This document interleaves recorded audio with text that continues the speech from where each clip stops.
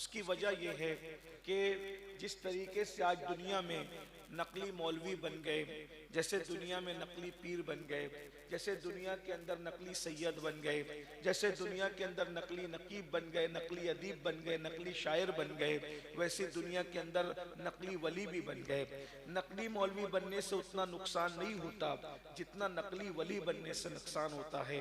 इसलिए कि इंसान मौलवी को तो शक की नजर से देखता है मगर वली को शक की नजर से नहीं देखता। आजकल विलायत की निशानी ये है कि जिसका जुब्बा खूबसूरत हो वो अल्लाह का वली है, जिसकी पगड़ी खूबसूरत हो वो अल्लाह का वली है, हाथ में थोड़ा सऊदी का महंगा सा असा हो वो अल्लाह का वली है, महंगी शहंगी तस्बीहां है हाथ में अल्लाह का वली है, टोपियां ऊंची ऊंची है अल्लाह का वली है। कोई कब्रिस्तान में बैठ के नशा कर रहा है, भंग पी रहा है, चरस पी रहा है, वो अल्लाह का वली है। और कुछ हमारे जैसे लोग भी हैं जो ढोंग करने में जो है वो अल्लाह अकबर बाजी ले जाते हैं कि चले भाई नशा करने वालों को लोग वली नहीं मानते, तस्बीह पढ़ने वाले को तो वली मानते हैं, नमाज पढ़ने वाले को तो लोग वली मानते हैं, दाढ़ी रखने वाले को तो लोग वली मानते हैं, तो चलो इतना कर लेते हैं ताकि हम भी वलियों की सफ में आ जाएं। अच्छी तरह याद रखना, नमाजी किसी को नेक बना सकती है, तस्बीह किसी को नेक बना सकती है, अमामे की खूबसूरती किसी को जो है वो खूबसूरत इंसान बना सकती है, लेकिन वली नहीं बनाती। इसलिए कि विलायत का मेयार अलग है, विलायत का मेयार अलग है। अल्लाह अकबर। मैं वली बनाने वाले की बात करूं, अगर अपनी बात करूं तो आपको एतराज होगा, इसलिए मैं अपने जवानों से कहता हूं किसी को नेक मानो, इसमें कोई शक नहीं, बल्कि हर इंसान को अपने से ज्यादा नेक मानो, ये अच्छी बात है, हुस्न जन है, लेकिन किसी को जल्दी से वली मत कहा करो। इसलिए कि अगर आप किसी को वली कहते हैं अपनी मर्जी से तो गोया कि आप अल्लाह पर बहतान लगाते हैं। जिसको अल्लाह ने वली नहीं बनाया उसको आप वली कहते हो तो गोया कि ये माअज़ल्लाह आप अल्लाह पे बहतान लगा रहे हो। वली कौन बनाता है? अल्लाह वली बनाता है, और अल्लाह के इज़्ज़त से अगर कोई वली बनाता है तो उस वली बनाने वाले को हैदर कर्रार अली इब्ने अबू तालिब कहते हैं। इसलिए कि काजी सनाउल्लाह पानीपती फरमाते हैं हजरत आदम के दौर से लेकर आज के जमाने तक जितने भी वली बने हैं वो अली के फैजाने नजर से वली बने हैं। जरा ये भी तो गौर करें, न्योरा वालों, उर्सी हफीजी में आने वालों, जो पैदा होने से पहले विलायत की खैरात बांटता हो, उस अली के दस्ते करम का अंदाजा कौन लगा सकता है? इसीलिए तो हम कहते हैं कभी दीवार हिलती है, कभी दर कांप जाता है, अली का नाम सुनकर अब भी ख़ैबर कांप जाता है।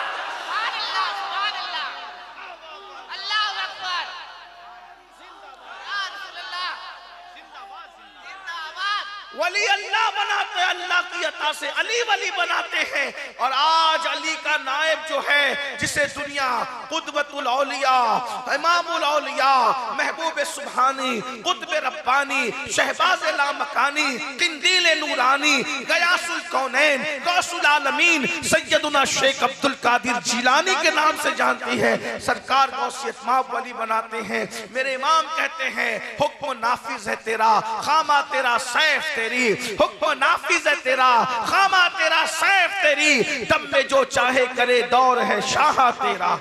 सरकार गौस पाक वली बनाते हैं। अब वही गौसे पाक फरमाते हैं, गौस पाक फरमाते हैं जब तक किसी इंसान में 12 चीजें न देखो। कितनी चीजें? बोले भाई मैं बहुत तकरीर सीधी सादी करने वाला आदमी हूँ, सीधी सादी तकरीर करूंगा, लेकिन आपको वली की पहचान दे जाऊंगा कि जब ये गौस पाक करे, मैं नहीं, मेरी तो औकात ही कुछ नहीं, ये तो मुर्शिद की बात है जो वली विलायत देता है। और एक बात बताऊं, गौस पाक तो ऐसे विलायत देने वाले हैं कि चोरों को भी दे दिया। हाय हाय हैं, मुर्शिद की शान तो देखें, चोरों को भी दे। लोग कहते नबी कुछ नहीं देते, मैंने कहा 11वें नंबर के बेटे की अता का ये आलम है कि चोरी करने के लिए जो आता है उसको विलायत अता फरमा देते हैं, उसके बाद फिर उसने कभी चोरी नहीं की। पता चल, तवज्जो है आपकी, जिसपे गौस पाक की एक नजर पड़ जाए चोर वली बन जाता है। अगर कोई मजहब के होलिये में चोरी कर रहा है, इसका मतलब अभी तक उस पर गौस पाक की नजर नहीं पड़ी है, अभी तक उस पर रसूल पाक की नजर नहीं पड़ी है। बहरहाल तो गौस पाक फरमाते हैं 12 सिफात जब तक किसी के अंदर पैदा ना हो वो अल्लाह का वली नहीं बनता। अब मैं आपको पहचान, देखिए पहचान दे जाऊंगा तो आप नाराज मत होइएगा कि किसी ने कहा था ना कि मैं आईना हूं, दिखाऊंगा दाग चेहरे का, जिसे बुरा लगे वो सामने से हट जाए। यकीनन आपको तकलीफ तो होगी, आपको तकलीफ इसलिए होगी कि आपके बहुत सारे रदी अल्लाह और रहमतुल्लाह अलैह इस सफ से खारिज हो जाएंगे, इसलिए आपको तकलीफ होगी। लेकिन याद रखें कि आप तकलीफ महसूस न करें, क्योंकि आपने बहुतों को रदी अल्लाह बना रखा अपनी मर्जी से, आपने बहुतों को रहमतुल्लाह अलैह बना रखा अपनी मर्जी से। लेकिन याद रखना, जब तक अल्लाह किसी को वली ना बनाए, आप किसी को लाख रदी अल्लाह कहते रहें, वो रदी अल्लाह बनता नहीं। आप लाख रहमतुल्लाह अलैह कहते रहें, वो उस मनसब पर आता नहीं। तो 12 सिफात जब तक पैदा ना हो, उस वक्त तक वो अल्लाह का वली नेक हो सकता है, वली नहीं हो सकता। अल्लाह अपनी 2 सिफात से जितना चाहता है उसको हिस्सा अता करता है। अल्लाह की 2 सिफात से अल्लाह उसको जितना चाहता है उतना हिस्सा अता करता है। रसूलुल्लाह की 2 सिफात से उसको जितना चाहा जाता है उतना हिस्सा अता किया जाता है। सिद्दीक अकबर की 2 सिफात से उसको मुत्तसिफ किया जाता है। फारूक आजम की 2 सिफात से उसको मुत्तसिफ किया जाता है। उस्मान गनी की 2 सिफात से उसको मुत्तसिफ किया जाता है। मौला अली की 2 सिफात से उसको मुत्तसिफ किया जाता है। जब तक ये 12 सिफात पैदा ना हो जाए, उस वक्त तक वो वली नहीं होता। अब आपको मैं बात समझाऊं, जहां तक बात जानिए चली जाएगी। यानी 4 यारों की उसमें सिफात होती है, इसीलिए पता चला ना राफजी वली हो सकता है ना खारजी वली हो सकता है। इसलिए कि सिफते सिद्दीक के बगैर विलायत नहीं मिलती, तो सिद्दीक की मोहब्बत भी तो चाहिए ना उसके लिए। सिफते फारूक के बगैर विलायत नहीं मिलती, तो मोहब्बत फारूकी भी तो चाहिए ना उसके लिए। सिफते उस्मान गनी के बगैर विलायत नहीं मिलती, तो मोहब्बत उस्मान गनी भी तो चाहिए ना उसके लिए। सिफते अली मुर्तजा के बगैर विलायत नहीं मिलती, तो मोहब्बत अली इब्ने अबू तालिब भी तो चाहिए ना उसके लिए। अल्लाह अकबर। अब वो 12 सिफात कौन सी है, मैं जल्दी जल्दी से पढ़ता हूँ। मुझे आपके खड़े होने का भी एहसास है और अपनी यहाँ से रुखसती के टाइम का भी एहसास है। अल्लाह की जो 2 सिफात का वो मजहर बनता है, अल्लाह की सिफात के बराबर तो किसी की सिफात उसकी हो भी नहीं सकती, लेकिन वो मजहर बनता है खुदा की 2 सिफात का। वो 2 सिफात कौन सी है? एक सिफत सत्तारी है और एक सिफत गफ्फारी है। यानी कि जो वली होता है वो कभी किसी का ऐब बयान नहीं करता। यानी अगर आप किसी का ऐब बयान करते देखें, समझ जाओ ये चीटिंग बाज तो हो सकता है, ये अल्लाह का वली नहीं हो सकता। क्योंकि वली जो होता है वो सिफत सत्तारी का मजहर होता है, वो लोगों के ऐबों पे पर्दे डालता है। वजह ये है कि वली के पास तो कश्फ वाली नजर होती है, लोगों के चेक कर कर के लोगों की बातें आम करेगा, इसलिए उसको कश्फ वाली नजर कैसे दी जाएगी। तो जब तक कि सिफत सत्तारी का मजहब यानी लोगों के ऐब छुपाने वाले न बन जाए, तब तक कि वो वली नहीं होता। उसकी एक मिसाल में पेश करता हूँ, वली कैसे से लोगों के ऐब छुपाता है। आप हंसना नहीं, बात तो हंसने की है लेकिन हंसना नहीं, मैं उसको बहुत अदब के पैराए में पेश करना चाहता हूँ। लोगों को इस पे हंसी आती है, ये हंसने की बात नहीं है। एक बुजुर्ग हमारे हैं जिनको दुनिया हातिम असम कहती है। असम का मतलब होता है बहरा। ये उलमा भी बैठे, तुलबा भी बैठे, इनकी भी तवज्जो चाहता हूँ। आज ऐब जोई भी की जा रही है, लोगों के ऐब भी खोले जा रहे हैं, और उसके बाद जो है वो माज़अल्लाह विलायत का टाइटल भी बरकरार है, अल अयाज़ु बिल्लाह। बल्कि अब तो ये हो गया भाई, किसी के अंदर ऐब हो उसको बयान करने वाला वली नहीं होता, तो बोहतान लगाने वाला वली कैसे हो सकता है, इल्जाम लगाने वाला वली कैसे हो सकता है। मेरे भाइयों जरा गौर करना, सिर्फ नमाज रोजे से विलायत नहीं मिलती, विलायत बहुत बड़ा मनसब है। अल्लाह का दोस्त जो बनता है उसको वो वली होता है। आपको बताऊं, अहरे गहरे नत्तु खैरे को आप अपना दोस्त नहीं बनाते, अल्लाह किसी अहरे गहरे को अपना दोस्त कैसे बनाएगा। जिसको दोस्त बनाता है उसको फिर बहुत बड़ी सिफात अता करता है। अल्लाह अकबर। सिफत सत्तारी का वली मजहर कैसे होता है? अल्लाह अकबर। हातिम असम, उलमा जानते हैं असम कहते हैं बहरे को। क्या कहते हैं? बहरा। असम का मतलब बहरा। उनको पूरी दुनिया हातिम असम कहती है। असम हातिम बहरा, हातिम बहरा, हातिम। किसी वली को बहरा कह के पुकार सकते, किसी आलिम को बहरा कह के पुकार सकते, लेकिन उनको इतना बहरा बहरा बहरा बहरा बहरा कहा गया कि जब तक हातिम को असम न कहा जाए उनकी पहचान नहीं होती। इसलिए हमें तकरीर में भी उनको बहरा कह के पुकारना पड़ता है। वो बहरे थे नहीं, बहरे कैसे कहलाए?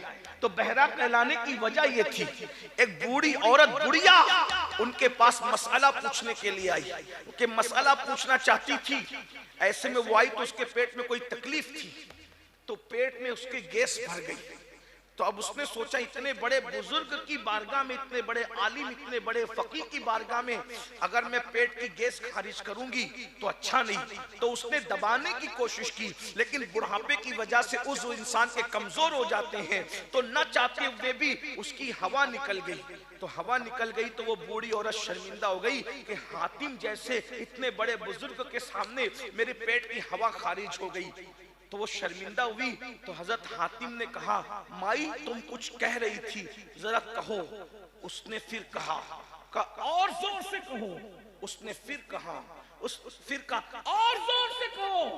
वो बूढ़ी औरत खुश हो गई कि जो मेरे मुंह की आवाज नहीं सुन सकता, जो मेरे मुंह की आवाज नहीं सुन सकता, वो पेट से निकलने वाली हवा की आवाज कैसे सुनेगा। और उसकी सारी शर्मिंदगी दूर हो गई। और उसके बाद से जब तक वो बुढ़िया जिंदा रही, हातिम अपने आप को बहरा बना करके पेश करते रहे। मुरीदों ने कहा, मुर्शिद आप बहरे नहीं हो, लेकिन बहरा होने की गोया कि आप एक्टिंग कर रहे हो। ये एक्टिंग में आपको समझाने के लिए कह रहा हूं, लेकिन ये है कि बहरा होने का आप अमल कर रहे हो, आप बहरे नहीं हो। लेकिन आप बहरा होने की एक्टिंग क्यों करते हो, जबकि आप बहरे नहीं हो। आपने फरमाया, अल्लाह की किसी बंदी को शर्मिंदगी से बचाने के लिए मुझे बहरा कहलाना अच्छा लगता है, मगर नबी के उम्मती को शर्मिंदा करना अच्छा नहीं है। एक बूढ़ी औरत के ऐब पे पर्दा डालने के लिए, कयामत तक के लिए बहरा होने का ऐब अपने लिए बर्दाश्त कर लिया, लेकिन अल्लाह की बंदी के ऐब पे पर्दे डाल दिए। ये वली होते हैं। आप बताएं, जब वली की ये शान होती है तो सैयदुल औलिया हुजूर गौसुल आजम दस्तगीर के ऐब के अंदाज का आलम क्या होगा, उनके ऐब पोशी का अंदाज क्या होगा। ये है वली की शान कि वली लोगों के ऐब छिपाता है। नंबर 2, उसे सिफते गफ्फारी का मजहर बनाया जाता है। गफ्फारी मतलब माफ करना। वो सबको, अपने बेगाने सबको माफ करता है। जो बदला ले वो वली नहीं हो सकता। जो अपनी जात के लिए बदला ले वो वली नहीं हो सकता। या तो 2-4 बंदे अगर मानने वाले हो जाए, कोई छेड़छाड़ करे तो उसको हम पिटवा देते हैं, उसको उठवा लेते हैं, उसको बर्बाद कर दे, तबाह कर देते। नहीं, वली सिफते गफ्फारी का मजहर होता है। कैसे माफ करता है? एक बात सुन ले, वली का माफ करने का अंदाज क्या। एक मुरीद थे और अपने पीर साहब के पास वो पहुंचे का, सरकार सुना है कि इसमें आजम बहुत बड़ी चीज है। आप लोग भी यूट्यूब वगैरह पे कुछ सुन लेते हैं तो उसमें लग जाते हैं कि ये हमें मिलना चाहिए। देखो, ये जो तसव्वुफ है, ये अमलियात है, ये थ्योरी नहीं है, ये प्रैक्टिकल है। आजकल यूट्यूब पर वली बनाने की क्लासें चल रही है। मैंने कहा, ये यूट्यूब पर वली बनाने की क्लासें वली बनाएगी आपको, ये सब नहीं है। ये निगाहें वली बनाती है, नजरें वली बनाती है, खानकाएं वली बनाती है। तो बहरहाल, तो मुरीद आया पीर साहब के पास, सरकार मुझे इसमें आजम बताइए, इसमें आजम क्या होता है। अब वो कौन समझाए लोगों को कि ये मांगा नहीं जाता ना ये दिया जाता है। जब बंदा उस काबिल होता है तो ये सीने से सीने में उंडेल दिया जाता है। अब इसके चक्कर में आप इधर उधर भटकते हो, फिर लोग बर्बाद कर देते हैं, तबाह कर देते हैं। पहली बात तो मैं आपको यहाँ एक नसीहत करता हूँ, अगर आप बुरा नहीं माने, यूट्यूब पे जो अमलियात दिए जाते हैं आप उसको कभी ना करना। अगर आपको करना है तो अपने मशाइख, अपने पीरों से लेके करना, यूट्यूब वाले अमलियात कभी नहीं करना। इसका ख्याल करना आप। उसकी वजह बताऊं, क्योंकि नुस्खे बहुत होते हैं, लेकिन नुस्खे जो होते हैं वो डॉक्टर आदमी की तासीर देखकर देता है। अगर आपने नुस्खा पढ़ लिया और उसको इस्तेमाल करना शुरू किया तो आपकी तबीयत के अंदर जो है वो हरारत है और बरूदत वाला नुस्खा ले लिया, तब तो आप गड़बड़ी में पड़ जाएंगे। नुस्खा तो सही है लेकिन आपकी तासीर अलग है। तो इससे याद रखना, ये जो मुरीद हुआ जाता है ना पीर लोगों से, तो ये तरबियत के लिए मुरीद हुआ जाता है। और पीर जो होता है वो आपकी तबीयत देख के इस्लाह करता है। जैसे एक मिसाल में हदीस की रोशनी में आपको समझाऊं, एक दरबार हुजूर का जमा हुआ है, एक सहाबी आए, या रसूल अल्लाह सबसे अफजल अमल कौन सा है? सबसे अफजल अमल कौन सा है? फरमाया अपने माँ बाप की खिदमत करना, ये सबसे अफजल अमल है। वो बैठ गए। फिर एक दूसरे सहाबी आए, हुजूर सबसे अफजल अमल कौन सा है? फरमाया भूखों को खाना खिलाना सबसे अफजल अमल है। वो भी बैठ गए। फिर तीसरे सहाबी आए, या रसूल अल्लाह सबसे अफजल अमल कौन सा है? का कोई भी काम करो, यानी कोई भी नेक काम करो, थोड़ा करो मगर हमेशा करो, मुसलसल करो। वो भी बैठ गए। लोगों ने सोचा या अल्लाह, सवाल एक ही है और जवाब सबके अलग अलग है, तीनों को अलग अलग जवाब दिया। अब आपसे पूछना चाहता हूँ, सवाल तो एक ही था, जवाब अलग अलग क्यों दिया? जो माँ बाप की खिदमत नहीं करते थे उनको माँ बाप की खिदमत के लिए आमादा किया, जो काम छोड़ पकड़ के करते थे उनको मुसलसल करने के लिए आमादा किया, जिनकी तवज्जो भूखों को खाना खिलाने की तरफ नहीं थी उनको भूखों को खाना खिलाने की तरफ आमादा किया। तो याद रखना, पीर दिल देख करके आपको नसीहत करता है, आपको वसीयत करता है, आपकी तरबियत करता है। मुकर्रिरों की दुनिया और है, मशाइख की दुनिया और है, इसीलिए वो देख करके बातें करते हैं। अगर ये मैं खोलना शुरू करूं तो इंशाअल्लाह रात कम पड़े, लेकिन वक्त में इतनी गुंजाइश नहीं है, मैं वक्त का रोना नहीं रो रहा हूं, लेकिन 10 मिनट की गुफ्तगू भी काफी होती है। एक बात आपको बताऊं, देखिए साबिर पाक को हजरत बाबा फरीद ने कलियर शरीफ की सरजमीन अता फरमाई, लेकिन महबूब इलाही को दिल्ली की जमीन अता की। दोनों के लिए जमीन अलग अलग क्यों चुनी? उसकी वजह यह थी कि साबिर पाक की तबीयत के अंदर गोशा नशीनी थी, इसलिए वो जंगल की जमीन अता की। और हजरत महबूब इलाही के अंदर दरबारों को चैलेंज करने की सलाहियत थी, तो आपको जब वो दिल्ली जैसी राजधानी में बिठाया, अल्लाह अकबर। और साबिर पाक का हाल ये कि गूलर खा के जिंदगी गुजारी, और महबूब इलाही का हाल ये कि घोड़े जो पाले थे उसके गले में जंजीर सोने की पहनाते थे और चांदी की मेखे जमीन में डलवाते थे। उस जमाने में 200 से जायद का खर्चा लंगर का हुआ करता था। एक मर्तबा बादशाह ने कहा इनके पास भीड़ लगी रहती है और ये लंगर खिला खिला कर लोगों को अपना बनाते हैं, इसलिए मैं बादशाह हूँ, ऐलान करता हूँ मेरा कोई भी दरबारी निजामुद्दीन से मिलने नहीं जाएगा, न कोई जाएगा, न नजराना देगा, न लंगर होगा। जब ये बात महबूब इलाही को पहुंची, फरमाया लंगर का खर्चा डबल कर दो ताकि बादशाह को पता चल जाए हम नजरानों पे लंगर नहीं करते, हम तो रब की अता की बुनियाद पे लंगर किया करते हैं। मशाइख की दुनिया और है। नारे तकबीर, नारे रिसालत, फैज़ाने महबूब इलाही, उर्से हफीजी, हफीजिया। महबूब इलाही से मिलने के लिए बादशाह आना चाहता था। महबूब इलाही फरमाते हैं बादशाह से कह दो हमने 2 दरवाजे इसीलिए बना के रखे हैं कि एक से तू आएगा और दूसरे से मैं निकल के चला जाऊंगा। हमें बादशाहों से मिलने के लिए टाइम नहीं है, ये वली लोग होते, ये वली लोग होते मेरे भाई का 2 दरवाजे इसलिए है कि एक से बादशाह आएगा, दूसरे से हम चले जाएंगे। एक मर्तबा बादशाह महबूब इलाही के दोस्त का इंतकाल हुआ। बादशाह बहुत ज़ियारत करना चाहता था क्योंकि महबूब इलाही थे बड़े खूबसूरत, बहुत खूबसूरत थे महबूब इलाही, बहुत औलाद अली थे ना, मौला अली की औलाद थे, मौलाए कायनात। और वो भी कैसे? उनके शजरे नसब में 11 के 11 इमामों के नाम मौजूद है। हाय हाय, सैयद तो सब सैयद है, लेकिन महबूब इलाही के शजरे में 11 के 11 यानी 11 गौस जिसके दादा होते हैं, उस हस्ती को दुनिया महबूब इलाही कहती है। वो महबूब इलाही तोरी सूरत के बलहारी निजाम, हजरत अमीर खुसरो ने कहा तोरी सूरत के बलहारी निजाम। और अपने मुर्शिद के जनाजे का तसव्वुर करके कहा था गोरी सोए सेज पर मुख पर डारो रेश, मुख पर डारो केश, चल खुसरो घर आपने शाम बई सो देश। तो महबूब इलाही के दोस्त का इंतकाल हुआ तो महबूब इलाही ने सोचा कि जनाजे में जाएंगे, तो बादशाह ने सोचा दोस्त का इंतकाल हुआ, आएंगे तो जरूर जनाजे में। तो महबूब इलाही जनाजे में गए, बादशाह के बैठ गया, जियारत की थे बड़े खूबसूरत। महबूब इलाही ने अपने पैर फैला दिए ऐसे, तो बादशाह के जो चमचे साथ में थे बोले इतने बड़े शेखुल इस्लाम, इतने बड़े अल्लाह के वली, और आपने बादशाह के सामने पैर फैला दिए, ऐसे कोई पैर फैला के बैठता है?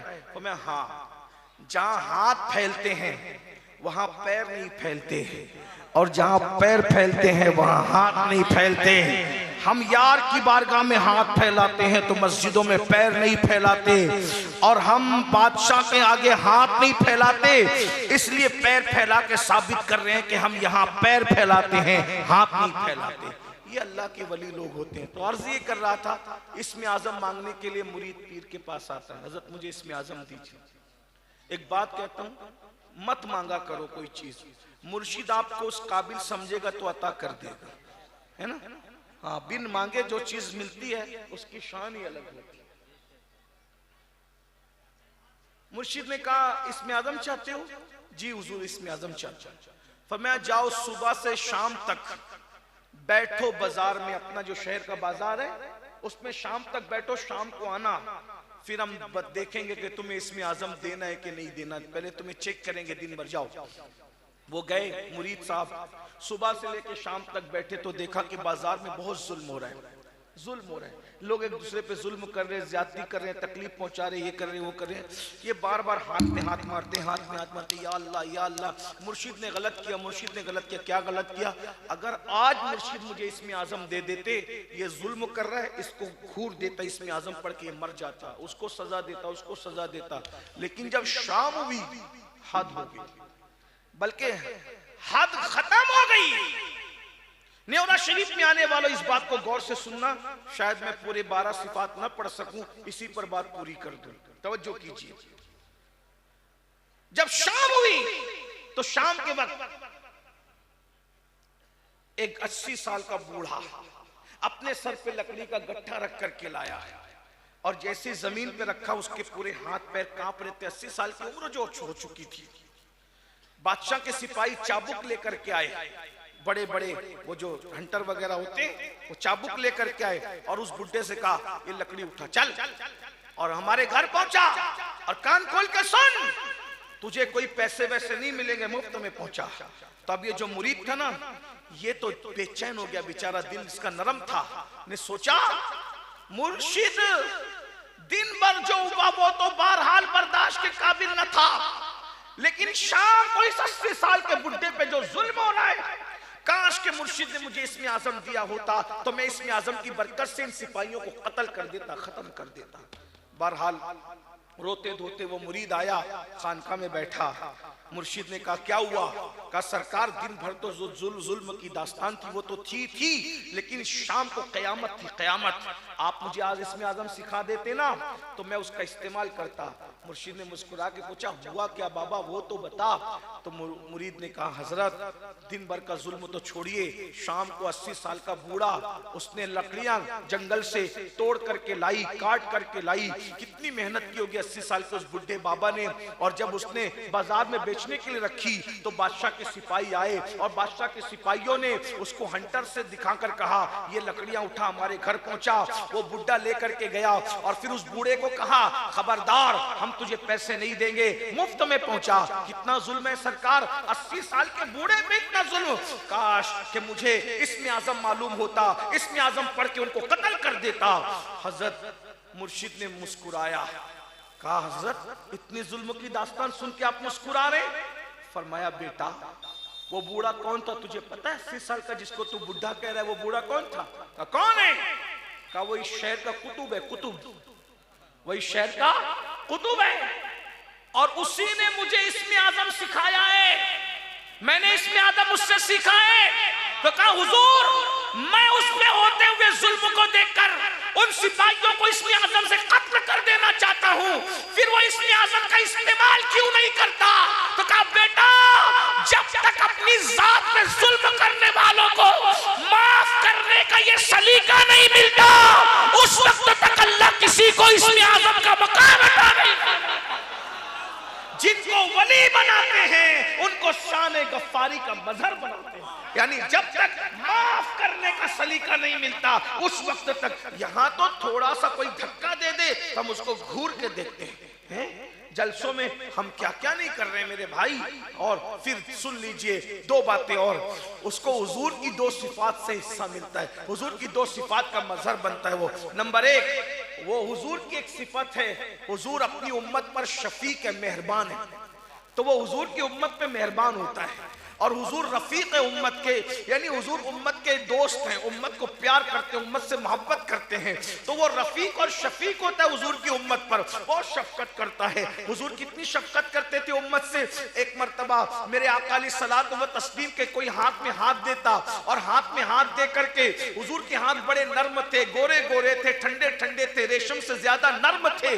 जितनी देर तक शख्स हुजूर के हाथों को पकड़ा रहता, हुजूर अपने हाथों को कभी नहीं छुड़वाया करते थे, बल्कि उसको पकड़े रहने देते थे। लेकिन अल्लाह अकबर, आज हमें क्या हो गया है, हमने तो मुसाफा भी अमीर और गरीबों में बांट दिया, हमने तो जनाजे भी अमीर और गरीबों में बांट दिए, हमने तो खैरियत पूछना भी अमीर और गरीब में बांट दिया। अगर कोई गरीब आता है हम उसकी खैरियत भी नहीं पूछते, और अगर कोई अमीर आता है हम उसकी चापलूसियां करते हैं। अगर मुंबई का अमीर बीमार पड़ जाए तो हम अपने घर से उसकी खैरियत का फोन करते हैं, और अपने मोहल्ले में कोई गरीब बीमार पड़े तो उसकी खैरियत भी नहीं पूछते।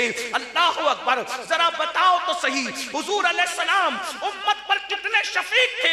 आइए मैं आपको बताऊं, उम्मत की दो किस्में हैं, उम्मत दावत है, उम्मत इजाबत है। जो मुसलमान नहीं हुए वो भी हुजूर की उम्मत में है, मगर उनको उम्मत दावत कहते हैं। एक मर्तबा अबू जहल का गुलाम, जो अबू जहल के साथ साथ रसूलुल्लाह को बहुत परेशान करता था, हुजूर को तकलीफ पहुंचाता था, हुजूर को अजियत पहुंचाता था, जब वो बीमार पड़ गया तो अबू जहल ने उसको घर से निकाल दिया और एक झोपड़े में डाल दिया, टाट के बिस्तर पे उसको लिटा दिया। इतना बीमार था, सीरियस हो गया, तो चिल्ला चिल्ला करके कराता था। अल्लाह के रसूल अलैहिस्सलाम एक मर्तबा एक सफर पे तशरीफ ले जा रहे थे, उसके कराने की आवाज आई, उसके चिल्लाने की आवाज आई, तो रसूलुल्लाह ने सहाबा से पूछा, ये कौन करा रहा है, ये कौन चिल्ला रहा है, ये कौन करा रहा है, ये कौन चिल्ला रहा है। किसी ने कहा, या रसूल अल्लाह, वो अबू जहल का जो गुलाम है ना, जो आपको सताने में पेश पेश रहता था, वही करा रहा है। इतना बीमार पड़ा है कि अबू जहल ने उसको घर से निकाल दिया है। मेरे आका ने सफर को तर्क कर दिया और उसके घर में दाखिल हुए और जाकर उसके बिस्तर पे बैठ गए। मुसलमानों, ये विलायत की निशानी जरा सोचो तो सही, हुजूर उम्मत पर शफीक है, शफीक। और हम नफरतों की बोलियां बोलते, अल्लाह के बंदो वली कैसे बनोगे। अल्लाह अकबर, हुजूर उसके बिस्तर पे जाकर के बैठ गए और उसके सर पे हाथ रखते हैं, उसकी खैरियत पूछते हैं, और वो कराता है और कहता है, हाय मुझे सबने जो है वो मुझे सबने नजरअंदाज कर दिया, मुझे सबने नजरअंदाज कर दिया, मुझे सबने नजरअंदाज कर दिया। वो जब जब कहता, मुझे लोगों ने ज़ाय कर दिया, लोगों ने नजरअंदाज कर दिया, तो हुजूर उसके माथे पे हाथ रख के कहते, मगर मोहम्मद तो तेरे सराहने मौजूद है, मगर मोहम्मद तो तेरे सराहने मौजूद है। हुजूर पे हाथ रखने की वजह से, आका के हाथ रखने की वजह से उसको इफाका हुआ। सहाबा किराम ने देखा, उसको राहत हो गई, आराम मिल गया। हुजूर उसके घर से निकले, जाने लगे, तो सहाबा ने कहा, या रसूल अल्लाह, एक जालिम, एक तकलीफ देने वाले, एक अजियत देने वाले के सराहने आप बैठ गए। तो मेरे आका फरमाते हैं, मेरे सहाबा, किसी बीमार के सराहने चंद लम्हे बैठ जाना रात भर जाकर हजारों रकत नमाज पढ़ने से अफजल है, हजारों रकत नमाज पढ़ने से बेहतर है। मुझे बताओ, हुजूर उम्मत पर इतने शफीक थे, इतने मेहरबान थे। मेरे आका अलैहिस्सलाम के गुलामों, जब तक कोई हुजूर की उम्मत पर शफीक और रफीक नहीं हो जाता, उस वक्त तक कि अल्लाह उसको मकाम विलायत अता नहीं करता। आप क्या समझते हैं, लोगों को डांटते भी रहे, लोगों से मुसाफा करने की भी फुर्सत नहीं, घमंड की वजह से। अल्लाह अकबर, देखो अगर आपके पास टाइम नहीं है, आपके पास वक्त नहीं है तो बात अलग है, लेकिन माज़ अल्लाह अगर आप लोगों को नजरअंदाज करते हैं, गुरूर और घमंड की वजह से आप सब कुछ बन सकते हैं मगर अल्लाह के वली नहीं बनते। फिर मेरे आका अलैहिस्सलाम के गुलामों, हुजूर गौसे पाक फरमाते हैं, अल्लाह उसे सिद्दीक अकबर की दो सिफात का मजहर बनाता है। सिद्दीक अकबर यानी वो सादिक होता है और वो मुसद्दिक होता है, यानी जब भी वो बोलता है वली हमेशा सच बोलता है, और सच्चाई की बात की जाए तो वो उसकी तस्दीक भी करता है। वली के अंदर ये दो सिफात होती है, यानी झूठ बोलने वाला कभी वली नहीं हो सकता और सच्चाई को झुटलाने वाला कभी वली नहीं हो सकता। फिर गौसे पाक फरमाते हैं उसके अंदर दो सिफात फारूक आजम की होती है, वो अम्र बिल मारूफ करता है, नहीं अनिल मुनकर करता है, यानी वो नेकी का हुक्म देता है और वो बुराई से रोकता है। आप गौर फरमाएं, अल्लाह अकबर, ये भी हौसला आज हमारे अंदर नहीं रहा। अगर गरीब गुनाह करता है हम उसको डांट के मना करते हैं, और मालदार गुनाह करता है हम जो है मुस्कुरा करके रह जाते हैं। याद रखना, जब तक कि अम्र बिल मारूफ यानी नेकी का हुक्म और गुनाहों से रोकने का सिलसिला नहीं होगा, आप कभी अल्लाह के वली नहीं हो सकते। आपका क्या है, अगर गरीब सोने की अंगूठी निकाह में पहन के आया, मेहंदी लगा ली तो हम उसको डांट देते हैं, लेकिन अगर मालदार ने मेहंदी लगाई है और उंगली में अंगूठी पहनी है हम नजरअंदाज करते हैं, तोता चश्मे से काम लेते हैं। मेरे भाइयों, शैतान के वली तो बन सकते हो, रहमान के वली नहीं बन सकते। फारूक आजम की दो सिफात, अम्र बिल मारूफ नहीं अनिल मुनकर, नेकी का हुक्म देना, बुराई से रोकना। आज देखो तो सही, अल्लाह अकबर, सुलह कुल्लियत का मिजाज भी बढ़ रहा है और विलायत के दावे भी है। बड़ी माजरत के साथ, अल्लाह अकबर, बड़ी माजरत के साथ हम देख रहे हैं फला शख्स नमाज नहीं पढ़ता, हमने उसको कभी नमाज की दावत दी? इस खौफ से कि कहीं ये मुरीद टूट ना जाए, आइंदा साल ये मिलना छोड़ ना दे, नजर पेश ना करे। मैं पीरों की इस्लाह नहीं कर रहा हूं, मैं आपके लिए कह रहा हूं। मुझे बताए तो सही, हमारे गिर्द पेश के अंदर कितने बेनमाजी हैं, कितने झूठ बोलने वाले हैं, कितने गीबत करने वाले हैं, कितने चुगली। हम किसी को रोकते हैं? हम लोग का हाल तो ये कि जलसा करने जाते हैं, कमेटी के लोग हमें लेने के लिए आते हैं, नमाज का वक्त तो मुसल्ला बिछाकर अदब से पीछे खड़े हो जाते हैं, नमाज नहीं पढ़ते। हमने कभी उनको नमाज की दावत दी? आपने खुद नमाज पढ़ी और बेनमाजी को आपने नमाज की दावत नहीं दी, तो क़यामत के दिन आपसे पूछा जाएगा कि आपके सामने उसने नमाज छोड़ी, आपने उसको नमाज की दावत क्यों नहीं दी? आप नमाजी है, आपके बच्चों को आप नमाज की दावत क्यों नहीं देते? आप अपनी बीवी को नमाज की दावत क्यों नहीं देते? आप अपने भाइयों को नमाज की दावत क्यों नहीं देते? सिर्फ जलसे में तबलीग नहीं है, हर मुसलमान मुबल्लिग है। बल्लिगु अन्नी वलो आया, आका फरमाते पहुंचा दो मेरी तरफ से, अगरचे एक ही बात हो। अपने घर में अगर हर आदमी गुनाह को रोकने वाला बन जाए तो आपके घर से बुराई खत्म हो जाएगी। आप आइला मोहम्मद कहते हैं, हम आपकी जूतियों को अपने सर पे रखने के लिए तैयार हैं, लेकिन मुझे बताओ, जिस दिल में रसूलुल्लाह की मोहब्बत होगी उस दिल में शराब की मोहब्बत हो सकती है, उस दिल में जिना की मोहब्बत हो सकती है, उस दिल में गीबत और चुगली की मोहब्बत हो सकती है। आइला मोहम्मद कह रहे हो, किस मुंह से कह रहे हो? अगर वाकई दिल में मुस्तफा जान रहमत का इश्क है तो तुम्हारे मोबाइल की स्क्रीन पर हीरो की तस्वीर क्यों है? क्यों है तुम्हारे मोबाइल के स्क्रीन पर हीरो की तस्वीर? डरो उस दिन से जिस दिन कब्र में अल्लाह के रसूल आए और हुजूर से तुम्हारी मुलाकात हो और हुजूर नाराज होकर चेहरा फेर करके कहें, जालिम, मुनाफिक, दज्जाल, झूठे, कज़्ज़ाब, मुझसे इश्क का दावा करता था और मोबाइल के स्क्रीन पे हीरो की तस्वीर रखता था, मुझसे इश्क का दावा करता था और अपने मोबाइल के अंदर गाने रखता था, अपने मोबाइल के अंदर फिल्में रखता था। तेरी बेटी बेपर्दा घूमती थी, तेरी बीवी बेपर्दा घूमती थी, तेरे घर के अंदर तो सीरियल के नाम पर मुशरिकीन के जो है वो मजहबी तराने बजा करते थे। बताओ हुजूर को क्या मुंह दिखाओगे? जलसों में इश्क मुस्तफा का दावा करना आसान है, लेकिन प्रैक्टिकल लाइफ में आशिक रसूल बन जाना आसान नहीं है। मेरे भाइयों, इश्क मुस्तफा क्या है? जो आशिक रसूल बन जाता है उसकी शान ये है, फरिश्तों के पर जहां थक जाते हैं आशिक रसूल उसके आगे परवाज करता है। ये तो अपना अपना है हौसला, ये तो अपनी अपनी उड़ान है। कोई थक के रह गया बाम तक, कोई कहकशा से गुजर गया। मुझे तो यहाँ आला हजरत याद आते हैं। आप आशिक रसूल, मुझसे बेहतर आशिकों में उसका इनकार नहीं करता, लेकिन एक बात कहता हूँ, न्योरा शरीफ के उर्स में आने वालों, ये दर्द दिल के तौर पे बात कर रहा हूँ। आप कहते हो आशिक रसूल है, आई लव मोहम्मद। अगर किसी को चिढ़ाने के लिए आई लव मोहम्मद कह रहे हो, तुम जानो तुम्हारा काम जानो, और अगर दिल से कह रहे हो आई लव मोहम्मद, तो आपको एक बात बताऊं, आला हजरत याद आता। सैयदी आला हजरत के पास एक शख्स आया, शायर था। वो शायर कहता, हुजूर मैं आपको नात सुनाना चाहता हूँ। सैयदी आला हजरत ने कहा, ठीक है सुनाओ।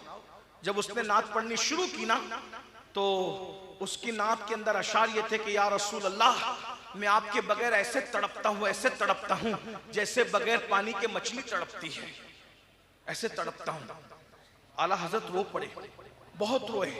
और जब वो नात पूरी कर चुका तो इमाम अहले सुन्नत ने फरमाया, शायर साहब जैसा आप कह रहे हैं अगर वही आपके दिल के जज्बात हैं तो अहमद रजा तुम्हारे कदम चूमने के लिए तैयार है, लेकिन जैसा आप कह रहे हैं अगर वैसे आपके दिल के जज्बात नहीं हैं तो अल्लाह से डरो, आप किस बारगाह में झूठ बोल रहे हो? रसूलुल्लाह की बारगाह। एक सवाल मेरा आपसे, थोड़ा देर संजीदगी से सोचो। या रसूल अल्लाह, मैं अपनी जान से ज्यादा आपसे इश्क करता हूं, सब कहते हो ना, फजर में उठते क्यों नहीं हो भाई? फिर फजर में सोते क्यों रहते? जो अपनी नींद से ज्यादा, बस इसे एक जुमले पे गौर कर लेना, कुछ याद रहे ना याद रहे, न्योरा शरीफ की ओर से एक पैगाम, जब तुम अपनी जान से ज्यादा अपने नबी से इश्क करते हो तो फजर में उठते क्यों नहीं? फजर में सोते क्यों पड़े रहते हो?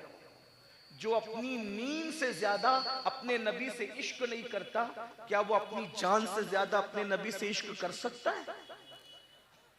किसकी बारगाह में झूठ बोल रहे हो? अरे तुम्हारे झूठ बोलने पर हैरत को भी हैरत होती होगी मेरे भाई, हैरत भी हैरत से तुम्हारा मुंह तकती होगी मेरे भाई, कि आदमी झूठ बोलता है अपने जैसे इंसान के सामने, नबी के सामने झूठ कौन बोलता है? जो झूठ बोलता है वो मुनाफिक होता है। मैं नहीं कह रहा हूं कि तुम झूठे हो, लेकिन मैं ये बात कह रहा हूं, मुझे मैं पूछना चाहता हूं, जान से ज्यादा इश्क की बात करते हो, नींद से ज्यादा नबी से इश्क नहीं करते? अगर नींद से ज्यादा नबी से इश्क होता तो हम नबी की मोहब्बत में नींद कुर्बान नहीं करते? फजर की 10 मिनट की नींद किसके पास टाइम है? फेसबुक के लिए तो वक्त है, यूट्यूब के लिए तो वक्त है, गानों के लिए तो वक्त है, फिल्मों के लिए तो वक्त है, क्या हमें अल्लाह रसूल के लिए भी वक्त है? अपनी जान से ज्यादा नबी से प्यार करते हो? अगर डॉक्टर कह दे कि तुम्हें शुगर हो गई, अल्लाह ना करे तुम में से किसी को शुगर हो, लेकिन एक बात कहता हूं, डॉक्टर कह दे तुम्हें शुगर हो गई, तो बोलो जान की हिफाजत के लिए शुगर छोड़ते हो कि नहीं छोड़ते? हैं? शुगर हो गई, मिठाई छोड़ दी, फल छोड़ दिए, 1 सेकंड में छोड़ते हो, क्यों? डॉक्टर ने मना कर दिया अगर मैं मिठाई खाऊंगा किडनी फेल हो जाएगी, शुगर बढ़ जाएगी, फालेज हो सकता है, हार्ट अटैक हो सकता है। जान बचाने के लिए बोलो मिठाई छोड़ी कि नहीं छोड़ी? डॉक्टर के कहने पे, अरे नादान तू आशिक रसूल है, आई लव मोहम्मद किस मुंह से कहता है मेरे भाई? तू बिल्कुल कह, मैं मना नहीं कर रहा हूं, लेकिन एक बात पूछता हूं, डॉक्टर के कहने पर जान से मोहब्बत है तो मिठाई छोड़ी कि नहीं छोड़ी? रसूलुल्लाह के कहने पर क्या गुनाह भी छोड़े तूने ईमान बचाने के लिए?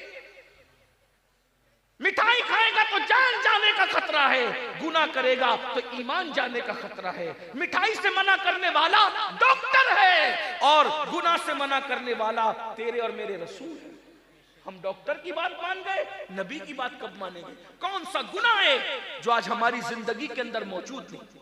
अपनी आंखों का मिसयूज नहीं करते, आंखों का गलत इस्तेमाल नहीं करते, औरतों पर पाप की नजरें कौन डालता है? यही जो जलसों में कहते हैं हम आशिक रसूल, इल्ला माशा। हत्ता के मोहल्ले की लड़कियां भी महफूज नहीं है हमारी निगाहों से। सोचिए तो सही, हम आशिक रसूल हैं। यहां तक के शादियों में हमारे रिश्ते की बेटियां भी हमारी बदनजरी से महफूज नहीं है। लड़कियां इसलिए मेकअप करके आई हैं कि हमें देखा जाएगा, लड़के इसलिए सज धज के आए हम किसी को देखेंगे।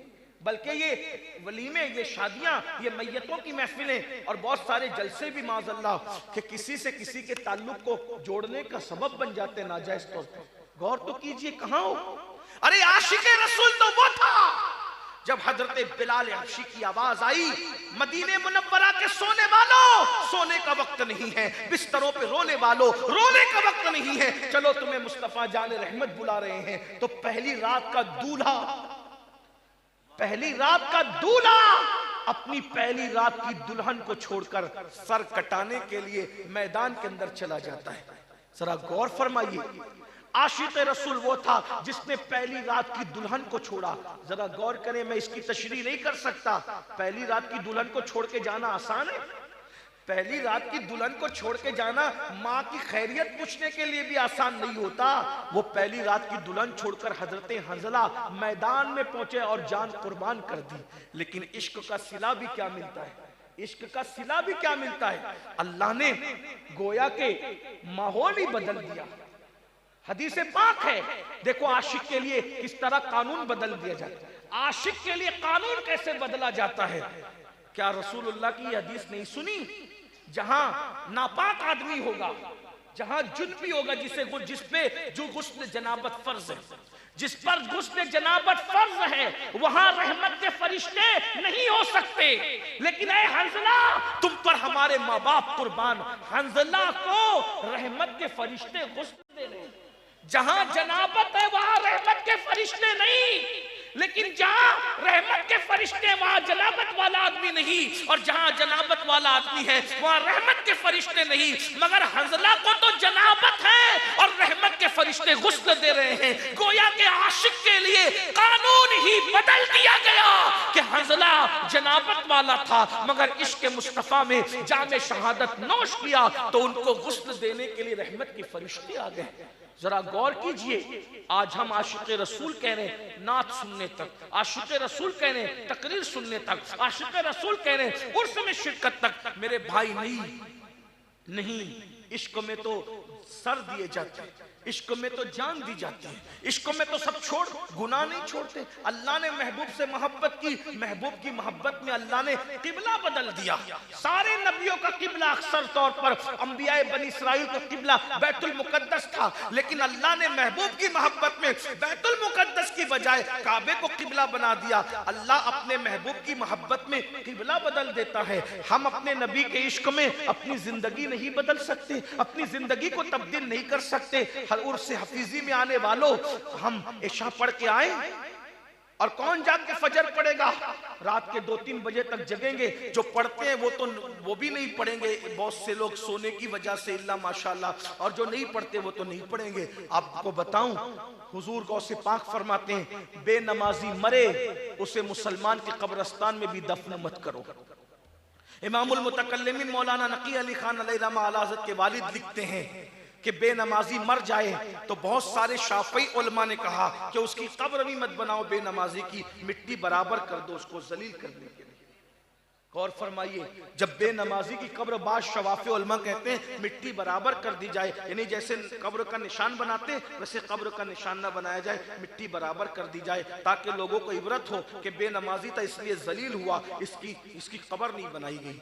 आपसे पूछता हूँ, गौसे पाक बेनमाजी को मुसलमान के कब्रिस्तान में पसंद नहीं कर रहे हैं। बहुत से उलमाए शाफई उलमा बेनमाजी कब्र बनाने की इजाजत नहीं देते। और आप सोचते हैं जिससे गौसे पाक नाराज हो, जिससे रसूल पाक नाराज हो, आप तैग अली शाह के यहाँ जाएंगे तो वो आपको पनाह दे देंगे? आप हजरत सैयदी मोहम्मद अब्दुल हफीज कादरी साहब रहमतुल्लाह अलैह की बारगाह में आएंगे, वो आपको प्यार की नजर से देखेंगे। जिसे गौसे पाक गुस्से की नजर से देख रहे हैं, उसे हजरत सैयदी हफीज साहब जो है वो अल्लाह के वली, अल्लाह के बरगजीदा बंदे प्यार से देखेंगे। हजरत तैग अली शाह उसको प्यार से देखेंगे। रसूलुल्लाह फरमाए, बेनमाजी क़यामत के दिन उसके साथ मेरा कोई वादा नहीं, बेनमाजी मेरे जिम्मे से खारिज है, मैं बेनमाजी से बेजार हूँ। आका अलैहिस्सलाम फरमाते मैं बेनमाजी से बेजार हूँ, बेनमाजी के साथ मेरा कोई वादा नहीं क़यामत के दिन। तो जिससे रसूलुल्लाह बेजार हो, आप गरीब नवाज के जाएंगे तो गरीब नवाज आपको प्यार की नजर से देखेंगे। आप क़यामत के दिन अल्लाह की बारगाह में जाएंगे तो अल्लाह आपको प्यार की नजर से देखेगा। मुझे बताओ तो सही, हम जलसे के लिए 3-3 घंटा निकालते हैं, 4-4 घंटा निकालते हैं। ये मेरे भाई जो खड़े हैं, मैं अल्लाह की बारगाह में इनकी सिफारिश करता हूँ, अल्लाह इन्हें जज़ाए खैर दे, इनकी नस्लों को आबाद करे। लेकिन मैं एक बात पूछता हूँ, 3 घंटे से खड़े हो, 2 घंटे से खड़े हो जलसा सुनने के लिए, किसकी मोहब्बत में? पीर साहब की मोहब्बत में, सज्जादा साहब की मोहब्बत में, कफीर साहब की मोहब्बत में, शायर साहब की मोहब्बत में, खतीब साहब की मोहब्बत में, सैयद साहब की मोहब्बत में। 3-3 घंटा खड़े हो मखलूक की मोहब्बत में, 10 मिनट खालिक की मोहब्बत में भी मस्जिद में खड़े रहते हो। हम क्या करें? और हम खुश हैं। यकीनन मैं तुम्हें सलाम करता हूं तुम्हारी वफादारी को। अल्लाह के लिए 10 मिनट नहीं निकाल सकते। ये मखलूक, चाहे कफील साहब हो, चाहे अमीन साहब हो, चाहे सज्जादा साहब हो, मरोगे कोई तुम्हारी कब्र में नहीं आएगा। सच्ची बात, सच्ची कोई नहीं आएगा और कोई आ भी नहीं सकता है। कोई खुदकुशी करेगा क्या तुम्हारी कब्र में आके? हम आएंगे तो मर ना जाएंगे? नहीं आ सकते। कब्र में किसने आना है? एक हस्ती, बस एक, उसके सिवा कोई नहीं। वो हस्ती है आमिना का लाल। हुजूर के सिवा तुम्हारी कब्र में कोई नहीं आने वाला। बहुत माजरत के साथ भाइयों, अपनी आखिरत का ख्याल कर लो। धोखा दे रहे हो अपने आप को, धोखा। सिर्फ जलसे सुनना दीन नहीं है, सिर्फ उर्सों में शिरकत करना दीन नहीं है, सिर्फ उलमा से प्यार और मोहब्बत और हाथ चूमना दीन नहीं है, सिर्फ नजराना पेश करना दीन नहीं है।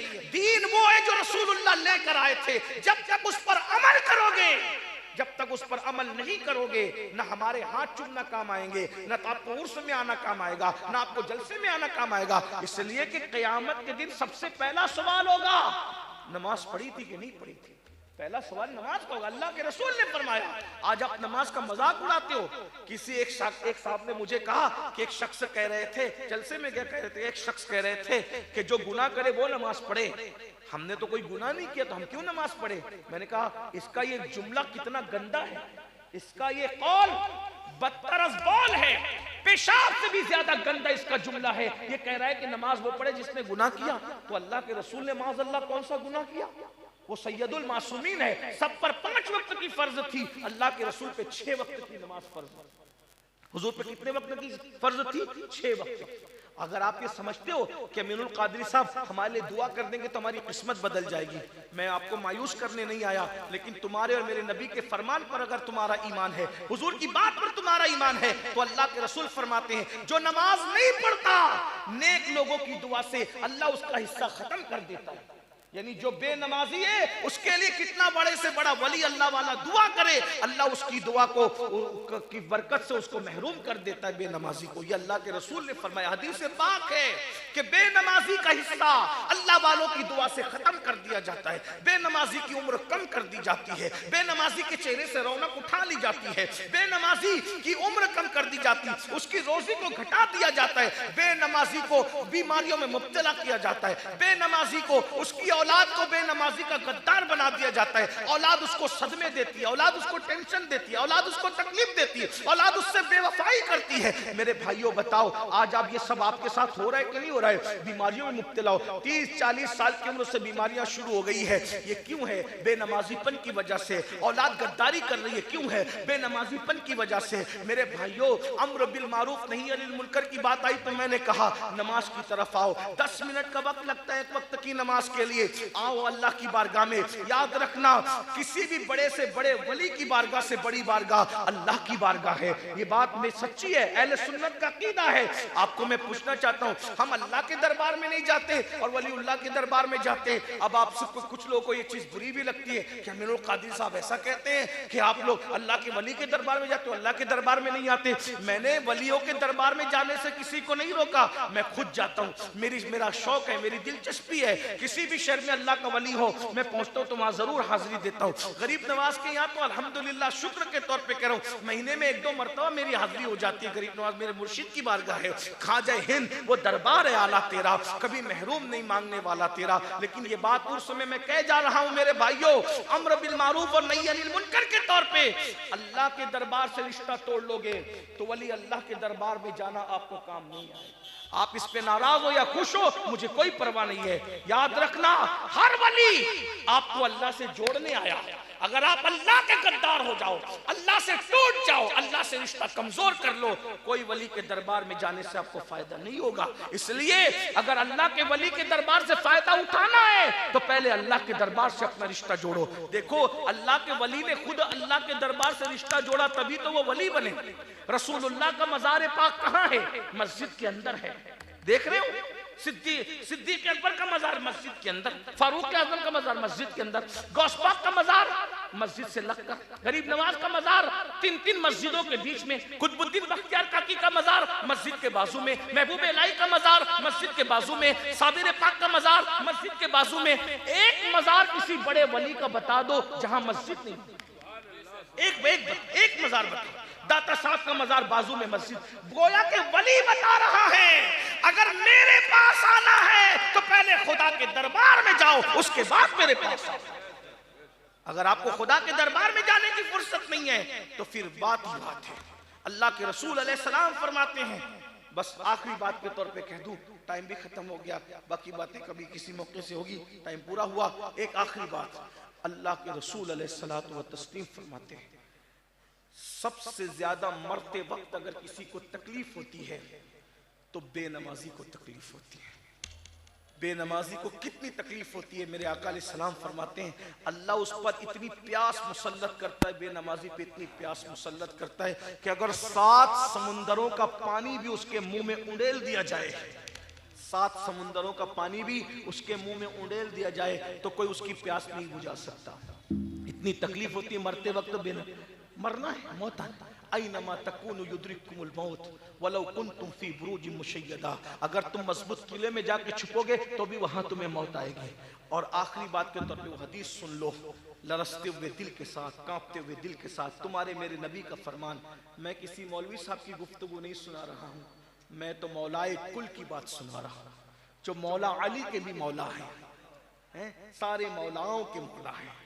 मुस्तफ़ा जान रहमत का फरमान, मेरे और तुम्हारे रसूल फरमाते हैं कि जब बेनमाजी को उसकी कब्र में रखा जाता है तो उस पर एक गंजा सांप जिसकी उम्र हजारों साल की है, उसका नाम भी अल्लाह के रसूल ने बताया, उसका नाम शुजाउल अक़रा है, उसका नाम शुजाउल अक़रा है।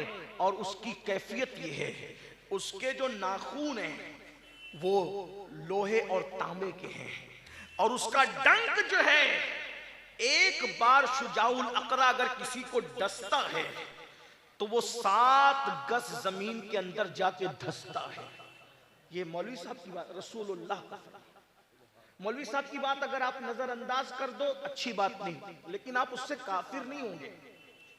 मौलवी साहब की बात अगर आप उनका जाती कौल नजरअंदाज कर दो आप काफिर नहीं होंगे, लेकिन ये रसूलुल्लाह का फरमान है जिसने अपनी मर्जी से कभी कोई बात की ही नहीं। वमा यंतिकु अनिल हवा इन हुवा इल्ला वही यूहा, ये अपनी मर्जी से कुछ नहीं कहते, उन पे जो वही की जाती है वो कहते हैं, यानी जबान इनकी होती है, कलाम खुदावंद कुद्दूस का होता है। मेरे भाइयों अपने हाल पे रहम कर लो, हम में कोई नहीं है जो अल्लाह के अज़ाब को बर्दाश्त कर सके।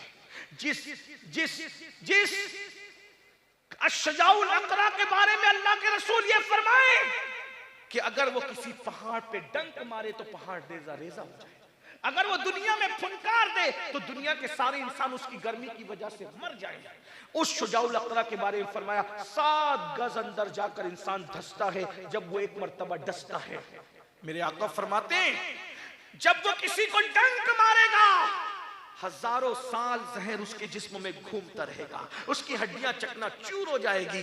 अल्लाह के रसूल के फरमान का मफहूम है, लेकिन आका फरमाते हैं वो शुजाउल अक़रा किसको डसेगा, एक मर्तबा डस ले तो बर्बाद हो जाए इंसान। आका फरमाते हैं जिसने फजर नहीं पढ़ा जोहर तक वो उसको डसता रहेगा। फजर नहीं पढ़ा जोहर तक, फजर से जोहर कितना टाइम होता है, कम से कम 6-7 घंटे। सोचो अल्लाह के रसूल कह रहे हैं अपने आप पे रहम कर लो।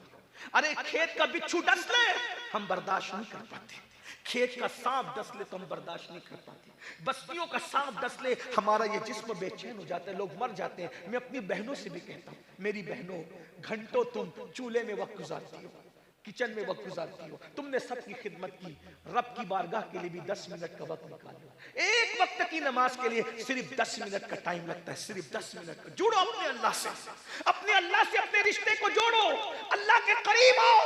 कहां दूर भाग रहे हो, ये दुनिया बेवफा है, बेवफा। बीवी मर जाएगी शोहर दूसरी कर लेगा, शोहर मर जाएगा बीवी शोहर को भूल जाएगी, बाप मर जाएगा बच्चे भूल जाएंगे बाप को, माँ मर जाएगी बच्चे भूल जाएंगे। अरे सब किसी को भूल जाते हैं, नहीं देख रहे हो दुनिया में 24-24 घंटे में जो औलाद माँ बाप की खैरियत नहीं पूछती, मरने के बाद वो तुम्हारी कब्रों पर क्या आएंगे, वो तुम्हारी मग़फ़िरत की दुआ क्या करेंगे। जो करना अपने लिए कर लो, अपनी आखिरत के लिए कर लो। अल्लाह ने बहुत बड़ा मौका दिया है, ये जिंदगी को गनीमत जानो, इसको ज़ाये मत करो। मैं तो ये नहीं कह रहा कि 24 घंटे इबादत करो, अरे 10 मिनट लगता है एक वक्त की नमाज के लिए, सिर्फ 10 मिनट लगता है। निकाल लो 10 मिनट का वक्त, बचा लो अपने आप को शुजाउल अकरा से, बचा लो अपने आप को कब्र के अजाब से, बचा लो अपने आप को जहन्नम के अजाब से, बचा लो अपने आप को खुदा के अजाब से। अल्लाह का अजाब बड़ा सख्त है। इन्ना बत्श रब्बिका लशदीद, तेरे रब की पकड़ बड़ी सख्त है, तेरे रब का अजाब बड़ा सख्त है। मेरे आका फरमाते हैं, जिसने फजर नहीं पढ़ा ज़ुहर तक शुजाउल अकरा डसता रहेगा, ज़ुहर नहीं पढ़ा असर तक डसता रहेगा, असर नहीं पढ़ा मगरिब तक डसता रहेगा, मगरिब नहीं पढ़ा इशा तक डसता रहेगा, इशा नहीं पढ़ा फजर तक डसता रहेगा। और सच्चे रसूल ने फरमाया, बेनमाजी को वो सांप कयामत तक डसता रहे, कयामत तक। बहुत माफी के साथ, ना अम्मा बचा सकेगी ना अब्बा, ना भाई बचा सकेंगे ना बहन, ना अमीनुल कादरी बचा पाएगा ना कोई और। अपने आप पे रहम कर, मरना है, कब्र में बरसों पड़े रहना है, तौबा कर। अल्लाह ने तौबा का वक्त दिया है। ये इस्लाम का हुस्न, इस्लाम की खूबसूरती है। अल्लाह पाक इरशाद फरमाता है, इन्नल्लाह युहिब्बुत तव्वाबीन, जो तौबा कर लेते हैं अल्लाह उनको अपना महबूब बना लेता है। अल्लाह के रसूल ने फरमाया, अत्ताइबु मिनज़ ज़म्बि कमल्ला ज़म्बला, गुनाह से तौबा करने वाला ऐसा है जैसे उसने गुनाह किया ही नहीं। 10 मिनट का वक्त नहीं निकाल सकते अल्लाह के लिए? रसूलुल्लाह के इश्क में जान दे सकते हो, हुजूर की आंखों को ठंडक पहुंचाने के लिए 10 मिनट का वक्त नहीं निकाल सकते? निकाल लो, निकाल लो, थोड़ा सा वक्त निकाल लो। अपनी आखिरत सुधर जाएगी, अपने बच्चों को नमाजी बना दो, आखिरत सुधर जाएगी। लेकिन इतना याद रखना, नमाज पढ़ना मगर उसी इमाम के पीछे नमाज पढ़ना जो नमाज लाने वाले रसूल का अदब करता हो, हुजूर से इश्क करता हो। जो नबी का गुस्ताख और बेअदब हो, ऐसा शख्स मुसलमान नहीं हो सकता, इमाम क्या हो सकता? इसका ख्याल करना। अल्लाह ताला आप सबको, हम सबको तौफीक दे। क्या मैं ये पूछ सकता हूँ उर्स हफीजी में आने वालों से, आज की ये गुफ्तगू क्या इनकलाबी महफिल में तब्दील हो सकती है?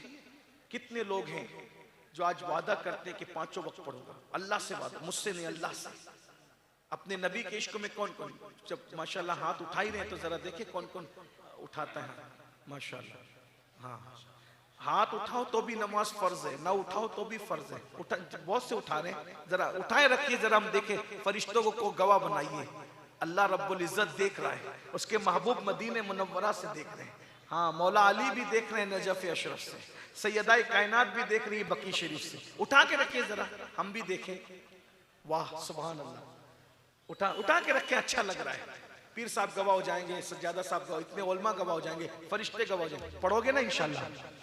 खुद भी पढ़ो, अपने दोस्तों को भी नमाजी बनाओ, इसलिए कि सिर्फ आप नमाज पढ़ के रखिए। आप कहते हो ना परेशान है, रोजी नहीं है, बच्ची को रिश्ता नहीं है, बीमारियां हैं, तंगदस्ती है, घर में जिन्नात है, ये है वो है। एक चीज सच्ची सच्ची कह जाऊं, नमाज पढ़ो। जिस नमाज की बरकत से अल्लाह मिल जाता है, जिस नमाज की बरकत से रज़्ज़ाक़ मिल जाता है, रोजी क्यों नहीं मिल सकती? जिस नमाज से जन्नत मिल सकती है, उस नमाज की बरकत से अच्छा मकान क्यों नहीं मिल सकता? जिस नमाज की बरकत से अल्लाह का अजाब दूर हो सकता है, सताने वालों की मुश्किलें नहीं दूर हो सकती। अल्लाह के अजाब से बड़ी कोई चीज है? आओ नमाज पढ़ोगे इंशाल्लाह।